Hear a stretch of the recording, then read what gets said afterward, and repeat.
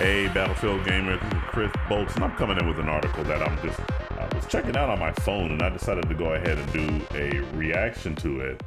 And it's about the complexity of modern first-person shooters and how they have just gotten too out of control for many of the modern day or everyday person out there that has a busy life about themselves. They got families, they got work, and they just can't put in all the time and effort to be able to understand these big giant maps and understand all the ins and outs of the different classes and the weapons and all that. And then on top of that, they also have to go in there and level up themselves to try to stay in with the crowd to be able to hang in these games. And over time, such types of play is no longer fun. And that's what brings me to this article right here that's from a notebook check. I'm out. Player says he's just too old for Battlefield 6. And I wanted to go ahead and talk about that. And I wanted to talk about something that's pretty controversial in the gaming community, and that's about monetization. I'm gonna take a little bit of a different view on the issue and everything like that. But let's go ahead and discuss that. But before I do make sure you like, share, subscribe, turn on those post notifications. All that stuff really does help me out. And this was a comment that was posted on Reddit with that exact title. Well, I'm out. I'm just too old for this fast-paced shooter. And it had 12,000 upvotes and about 3,900 comments. And here's what this poster named Nita6117 had to say. He explains that the series has simply become too chaotic for his taste. He describes Battlefield as having once struck a balance between fast-paced shooters like Call of Duty and more realistic military sims such as Squad or Hell Let Loose. But with Battlefield 6, he feels that the identity has been lost. Instead of tactical gameplay with vehicles and room for strategy, players are now met with constant gunfire from all directions, turning the game into what he calls a meat grinder. And it looks like this was translated from, let me see if I can go ahead and pull up the actual quote. Let's go ahead and collapse that down. Let's see right here. Here we go. So let's go ahead and read this quote verbatim here. He says, I played since Battlefield 2. Battlefield used to be my favorite FPS. It was always something in the middle of COD and Squad Hell Let Loose, as I mentioned before. I loved the sandbox feel of it without having to walk for 10 minutes to find enemies.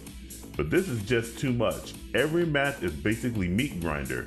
I feel like Jason Statham in Crank the entire time. The pace of Battlefield, and if you guys have never seen Crank, Crank is a high-octane action movie featuring Jason Statham. Basically, he gets high on something called Crank, and he goes into a fighting frenzy, and it's just hectic all over the place. The pace of Battlefield is one of its main appeals to me. I enjoy picking a map based on what I can do in the game. If I want fast, frenetic, close-in fights, I'll pick a smaller map with lots of indoor combat. If I want slower paced, more strategic gameplay, I'll pick a huge map with lots of open space. Battlefield 6 is just run and gun, and that is correct. Yeah, I played the beta, and the beta, while it was fun, it did have a lot of run and gun elements to it. And the map that we were playing on, they are wide, they are spacious, and you can get flanked from all different sides. You get pinned in, especially if you start losing, and you start losing ground or area, if you will, to your opponent. It just becomes so much more difficult.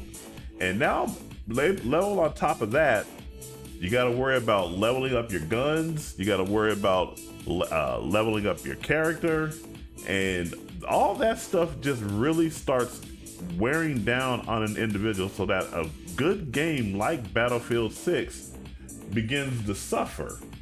And if we look at these comments down here, two comments that was posted there, this guy Nate says he agrees with the guy. It's basically Call of Duty with way less directions, and he says he'll continue to play it until he finds a happy medium on how to play it. But I wanted to pick it up at launch, but I didn't have enough money, and I have to be worried about what money I spend on games lately, because budget's tight and whatnot.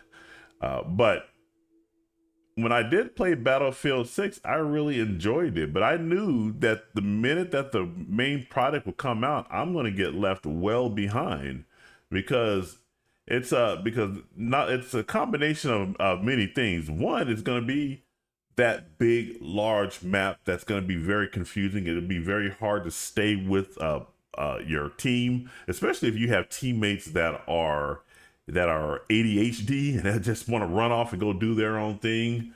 It's hard to really just stay in that squad fighting together and trying to accomplish a goal. But then at the same time, there's also this right here. And it's unfortunate that some people came in and started mocking the user, saying it's a skill issue. Well, that's actually correct. It is a skill issue.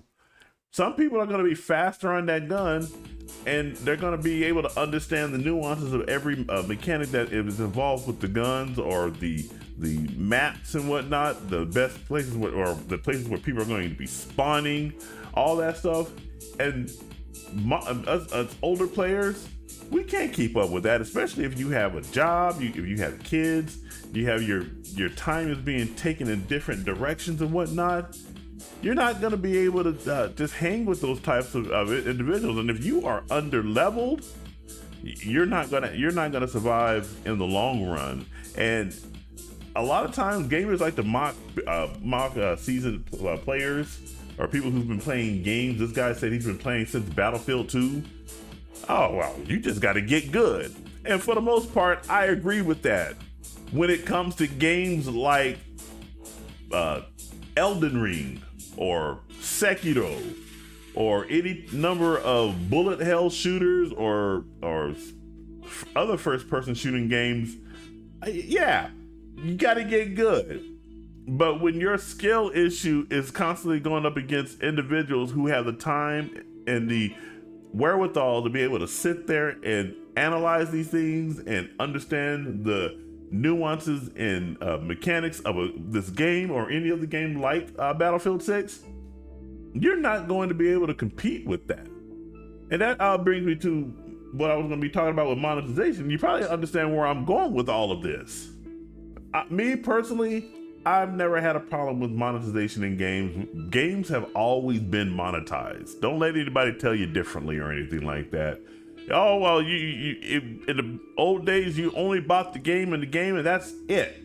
Well, yes, but it was still monetized. You still needed to go to a store to buy the game. You bought the game and you owned it.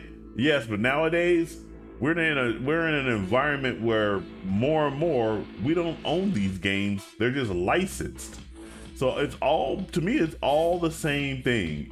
Whether you buy a license to a game or it's quote unquote free to play and you buy in-game cosmetics and time savers or any other thing to help your character out, it's all the same to me. Battlefield 6 needs something like that. I don't know if that is currently something that is currently in the game, but I know that in other past EA games, especially Star Wars Battlefront 2, where they went completely in the opposite direction and just pretty much monetized the entire game. I'm not calling for that. I'm not calling for the entire game of Battlefield 6 to be entirely monetized. What I'm calling for, however, though, is that games like Battlefield 6 find a good balance between those who want to grind the game and those who want to buy time savers or weapon boosts or things of that nature to be able to give themselves a not so much a level up or a advantage over all the people on the field, but one that would actually put them within the middle of being able to stay competitive with people who are able to play this game and able to go through that meat grinder, if you will. It is completely unfair that you go out and you buy this game, you pay $70 for the game because, hey, game prices have for the most part increased, and this game costs $70. Let me go ahead and just confirm what the price is right now. Yep, there it is right there. $70, and then you can get a Phantom upgrade. I guess that gets you the Phantom Update Edition. That gets you up to $100. Don't know what's involved in that. But you go in there and you pay $70, and the only reason people are buying Battlefield 6 is to play the multiplayer. Nobody gives a fuck about that single player campaign. I know some people went in there and started bashing IGN because IGN gave the campaign like a 6 or a 7 or something. Hey, cut IGN some slack. Yeah, they are bad on some of their reviews and all, but let's be honest here. Nobody ain't playing Battlefield 6 for that sorry ass campaign. We're all playing Battlefield 6 so we can go in there and shoot the ever-living daylights out of some stranger that you will never meet in life. That's why we're playing the game. And being able to hang in that, and you pay $70, and you're not able to enjoy that because every time you get in a match, you're just getting popped. That's not something due to get good. That's just due to a fundamental gap in skill level and in competence.